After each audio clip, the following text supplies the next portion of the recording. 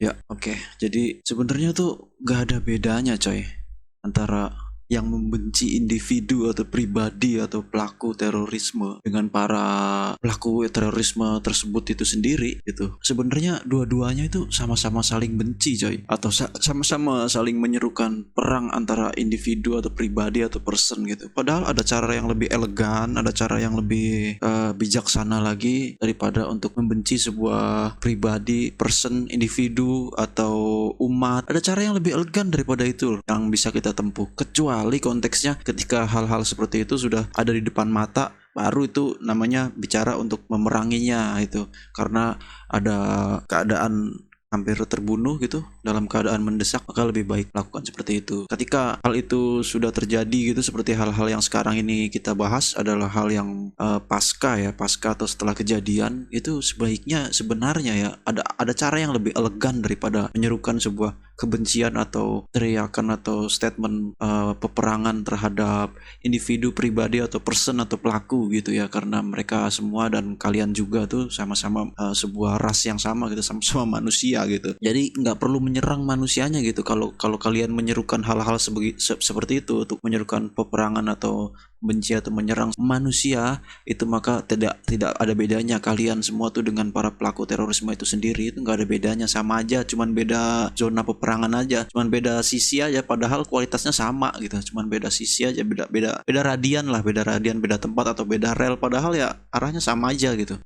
Apa bedanya coba? Mereka juga menganggap mereka yang gue maksud adalah para pelaku tindak terorisme tersebut, mereka juga menganggap kalian itu bukan orang atau bukan manusia kok. Mereka juga menganggap maybe kalian adalah lebih rendah daripada manusia. Bisa jadi mereka menganggap kalian itu binatang. Sama aja ketika anda ini yang tidak melakukan tindakan terorisme mengatakan mereka binatang, sama aja lu dua-duanya saling kata-kataan gitu, saling ngata-ngatain. Mereka ngatain lu mencemooh dia, ya sama aja saling kata-kataan binatang. Terus juga ada yang bilang mereka tolol gitu. Ya itu kan tergantung perbandingannya aja gitu. Lu kayak lu nggak tolol aja gitu, kalau dibandingin gua kan juga masih lebih jauh lah. Ada yang bilang mereka tolol, kenapa bomnya nggak dilempar terus lari gitu. Sepertinya lu sedang menunjukkan sebuah kepandaian lu gitu, padahal hal itu malah memberikan sumbangsih kepada mereka, dan itu menunjukkan bahwa kualitas diri lu ternyata nggak lebih baik daripada mereka, coy. Bahkan bisa jadi lebih buruk. Lu udah punya basic untuk lebih jahat dari mereka. Lu bayangin, lu udah punya basic pemikiran kesana lo. Coba andai kata lu tuker posisi permainan, tuker posisi zona peperangan, lu jadi mereka, lu yang beraksi, lu bisa lebih parah daripada mereka. Mereka masih rada mendingan lo. Lu tuh bisa ngelakuin, bisa ngebom lebih banyak dari dia. Artinya kan ketika lu bisa bilang begitu, artinya lu bisa ngebom lebih banyak daripada mereka di banyak tempat. Perbedaannya coba saling menyalahkan. Ya sama aja, mereka juga nyalahin lu, terus lu bilang juga nyalahin mereka. Kan apa nggak persis coba? Mereka juga berpikir lu dan kawan-kawan tuh para orang-orang rata-rata adalah salah, padahal masih satu dogma yang sama, masih satu ideologi yang sama, masih satu agama yang sama. Coba lu bayangin, nah itu aja dengan satu agama yang sama, apalagi dengan yang selebihnya. Lu apa bedanya coba sama mereka? Sama aja, mereka tuh juga sama berpikirnya kayak lu pada tuh orang-orang rata-rata. Selain dari mereka adalah binatang, anjing lah, kerak lah, babi lah, dan lebih sesat dan merugikan lagi dari itu. Sama aja, mereka juga menganggap begitu ke lu juga menganggap begitu ke mereka. Apa bedanya coba? Beda zona peperangan doang lu. Mereka aksi nyata, lu dapat panggung. Bedanya gitu aja. Beda jenis-jenis keterampilan aja, ya kan? Coba lu pikirin lagi. Bedanya tuh lu masih pakai bacot, mereka pakai aksi. Baik bacot sama aksi nyata itu sama-sama punya level tingkatan masing-masing. Levelnya tuh banyak. Ada yang bagian meningkatkan kadar fanatisme atau kadar kebodohan atau kadar keimanan, itu sama aja. Itu ketiga hal itu tuh hal yang sama, cuman beda nama aja. Ada yang bagiannya tuh meningkatkan kadar fanatisme di panggung-panggung mainstream atau bahkan anti mainstream. Bagiannya itu dia keterampilannya itu. Nanti kan ketika sudah meningkat nih kadar kebodohan atau fanatisme, ntar dilihat kan, bisa jadi dari komentarnya, bisa jadi dari like-nya atau berapa kali dia melihat. Nanti tinggal di panen, bagian pemanenan juga ada beda lagi lah gitu. Yang orang main di depan layar, beda lagi orang main di lapangan, beda lagi orang main di atas panggung gitu. Sama aja, lu bisa lebih parah dari mereka, malah malahan mereka tuh cuman beraksi sekali terus mati, masih rada mendingan. Tapi lu coba, lu bisa terus menerus perlahan menyerang pemikiran, mempertahankan kebodohan di panggung-panggung istimewa, TV, sosmed, YouTube, bla bla bla, mendapat kekayaan, dapat pundi-pundi karena memang pasar kebodohan selalu lebih banyak konsumennya. Oh mbak, lebih fatal siapa kalau kayak gitu? Pikirin coba tuh. Bukan berarti lu dan sejenis lu tuh, baik para kolot tua bangka di atas panggung tuh atau para milenial yang norak-norak, yang katrok-katrok gitu, tidak beraksi nyata kayak mereka. Itu kan hanya soal waktu dan kapasitas saja coy. Jadi bahasanya tuh just what for, untuk apa yang kompetensinya di bidang sesuatu ini mau dipindahkan untuk bidang sesuatu yang lain. Tujuannya apa? Kalau ada tujuannya, ada benefitnya, mungkin lu juga sudah menjadi seperti mereka. Hanya perbedaan zona kompetensi aja, beda zona peperangan. Kalau lu mahirnya di mana, lu dibutuhkan di zona ini, ya lu di situ. Beda lagi yang mahirnya di mana, dibutuhkan di zona jadi martir, ya udah lu di situ karena memang lu levelnya segitu gitu. Ibarat kata lu levelnya serdadu lah gitu, bagian depan gitu. Kan orang tuh kalau peperangan tuh levelnya macem-macem, ada yang tingkatnya di atas meja, ada yang tingkatnya menyusun diplomasi, ada yang politiknya, ada yang menyusun strateginya, ada yang bener-bener angkat senjata, ada yang di front paling depan. Begitu bedanya. Kalau lu mau cari aktor intelektualnya, paham gak lu pada sih sebenarnya? Gua kuliahin aja dah semuanya dah. Dan hanya sebenarnya tuh hanya kebetulan aja, kebetulan para kapasitas para pelaku tindak terorisme itu lebih lemah atau lebih strategis untuk ditempatkan di zona-zona seperti itu gitu, lebih cocok daripada lu gitu. Di samping tidak butuh waktu lama untuk melakukan tindakan tersebut tuh, untuk mereka melakukan tindakan seperti itu, mereka tuh tidak butuh waktu lama untuk melakukan hal tersebut. Tapi bukan berarti lu gak akan pernah menjadi lemah atau tepat atau strategis seperti mereka gitu loh. Apalagi bila sudah dijadikan target ya, tinggal wani piro. Pertanyaannya tuh tinggal wani piro dan untuk apa. Andai kata lu memang lebih cocok di situ, kenapa lu harus dipindahkan ke lapangan? Itu pertanyaannya. Lebih menguntungkan gak atau masih menguntungkan gak? Itu pertanyaannya. Itu kan cuma soal waktu, soal kapasitas, apalagi seiring dihempasnya waktu dengan segala macam kompleksitas di dalam waktu. Semua orang itu sama aja coy, sama aja.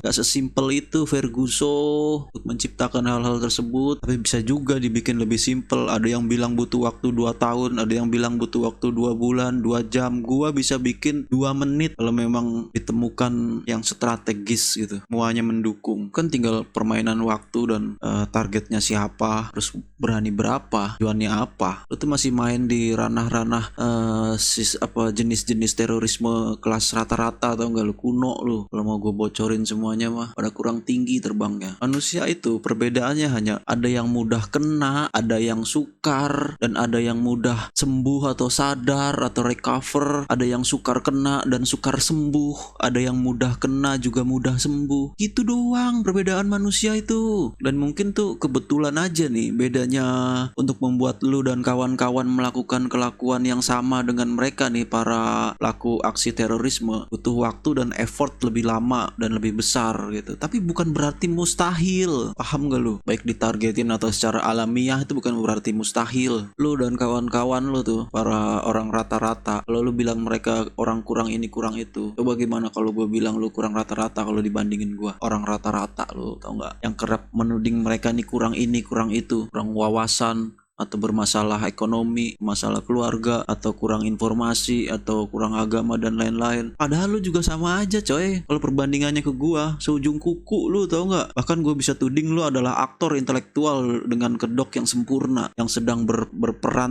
melindungi sesuatu, sebuah akar musabab permasalahan, mengaburkan atau bahkan menteror konsentrasi siapapun yang mencoba mencabut akarnya. Coba lu bayangin.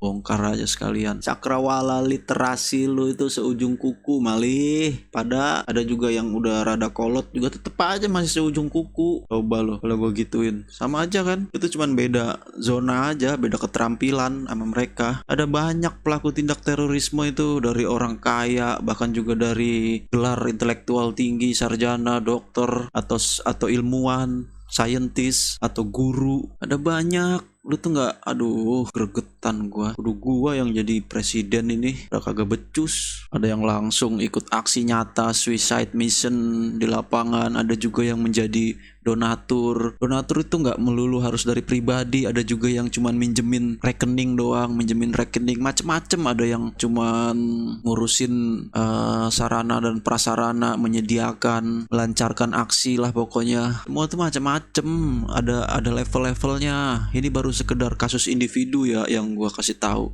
Belum lagi kasus yang sebuah organisasi, sebuah lembaga, sebuah institusi, sebuah perkumpulan suci atau perkumpulan macem-macem lah. Ada lagi juga sampai sebuah kenegaraan. Lu baru menyikapi model terorisme yang kuno, tau nggak? Yang rendahan. Gue udah sampai senjata pemusnah massal, udah sampai senjata biologi. Lu pikir COVID ini apa?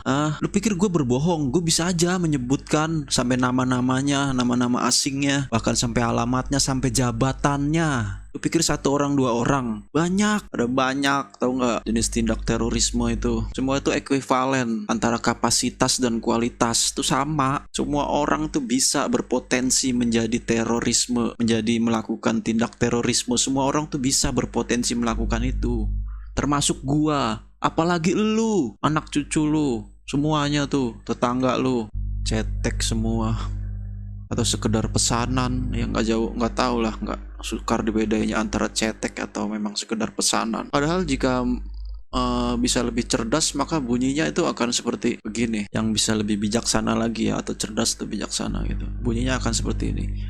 Bencilah atau perangilah ideologinya, dogmanya, agamanya, bukan umatnya, personnya, manusianya. Dan ketika ideologi, dogma, atau agama itu tumbang, maka umatnya akan sirna, tercerdaskan, dengan bahasa lain, dengan sendirinya loh. Itu menjadi buah dari hasil berperang ideologi, dogma, atau agama, bukan berperang antara anggota, golongan, atau umat. Karena dogma, ideologi, agama itu adanya di sini nih, di pemikiran. Maka terbukalah untuk berperang pemikiran. Berhenti untuk menjunjung tinggi, mensucikan, mengkultuskan pemikiran tanpa adanya pengujian. Karena kebenaran itu selalu upgrade levelnya dari masa ke masa. Kebenaran lo itu sudah habis sesaat setelah hadirnya gua. Dan begitu seterusnya, silahkan diuji, silahkan semua apa adanya. Serasa jadi gua yang lone wolf di antara para pengecut, cetek, atau sekedar boneka. Tidak wajib atau tidak harus ada masalah keluarga, ekonomi, intelektualitas. Karena semua itu ekuivalen antara kapasitas dan kualitasnya. Tepat apa tidak lu ditaruh di lapangan, keuntungannya apa, tujuannya apa, what for, dan wani piro. Itu kalau kita melihat dari sudut pandang sesuatu yang tidak alamiah atau tidak natural, sesuatu yang banyak